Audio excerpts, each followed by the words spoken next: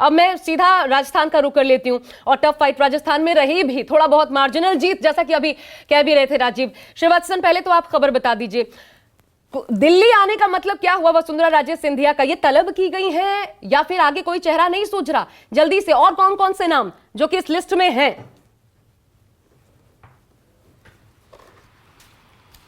जी देखिए, आपके इस सवाल का जवाब देने से पहले मैं इस वक्त बताता हूं कि मैं इस वक्त वसुंधरा राजे के 13 नंबर सिविल लाइन बंगले के बाहर खड़ा हूं, और यहां पर एक चौंकाने वाली तस्वीर सामने आई है, क्योंकि इस बंगले के मुख्य द्वार के दोनों तरफ 2 बड़े पोस्टर लगे हैं।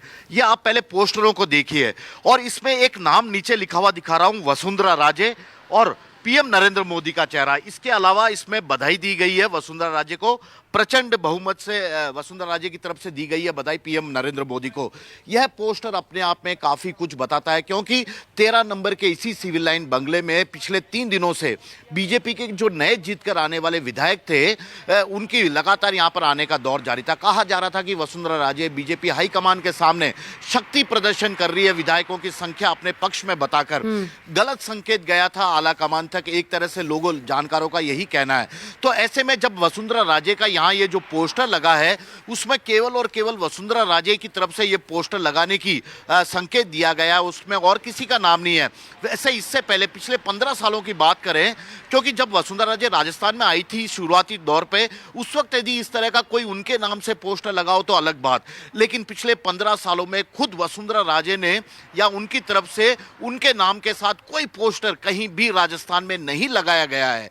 अपने आप में ये बड़ी बात है। ये पहली बार अपने बंगले के सामने वसुंधरा राजे ने अपने नाम से पीएम नरेंद्र मोदी को बधाई संदेश देने वाला यह पोस्टर लगाया है, जो कि संकेत दे रहा है कि वसुंधरा राजे पिछले 3 दिनों की जो विधायकों के मिलने की घटना थी, उसके बाद जिस तरह के संकेत जा रहे थे, उस पर डैमेज कंट्रोल करने की कोशिश कर रही है। इस बात का संकेत दे रही है कि वह किसी तरह का टकराव पीएम नरेंद्र मोदी, अमित शाह या पार्टी हाईकमान से नहीं करना चाहती है। और फिर कल रात को उन्हें ऐसा कहा जा रहा है कि तलब किया गया दिल्ली में। आज दिल्ली में बीजेपी संसदीय दल की बैठक हो रही है, राष्ट्रीय उपाध्यक्ष है वसुंधरा राजे।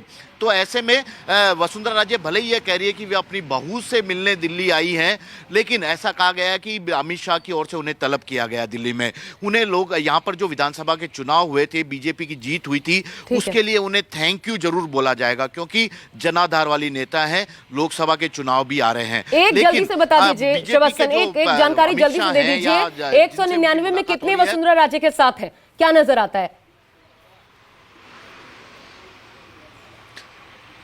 जी देखिए, वसुंधरा राजे करीब 42 लोगों को, अपने समर्थकों को टिकट दिलाने में कामयाब हुई थी। उसके बाद यहाँ पर जब डिनर पॉलिटिक्स हुई थी, तो उस वक्त केवल 28 विधायक उनके घर पे इस बंगले पे आए थे। लेकिन जो विधायकों के मिलने की संख्या देखी जाए तो 65 विधायक पिछले 3 दिनों में वसुंधरा राजे से मिल चुके हैं। हालांकि यह बात अलग है कि किसी भी विधायक ने यह नहीं कहा कि वसुंधरा राजे को ही मुख्यमंत्री बनाया जाना चाहिए। उन्होंने यह कहा कि वसुंधरा राजे बेहतर सीएम साबित हो सकती हैं, लेकिन फैसला पार्टी हाईकमान को करना। वसुंधरा राजे कोई बोलता नहीं है, शायद आज ये जब तो शक्ति प्रदर्शन होता ही इसलिए है कि बोलना ना पड़े, लेकिन मैसेज चला जाए।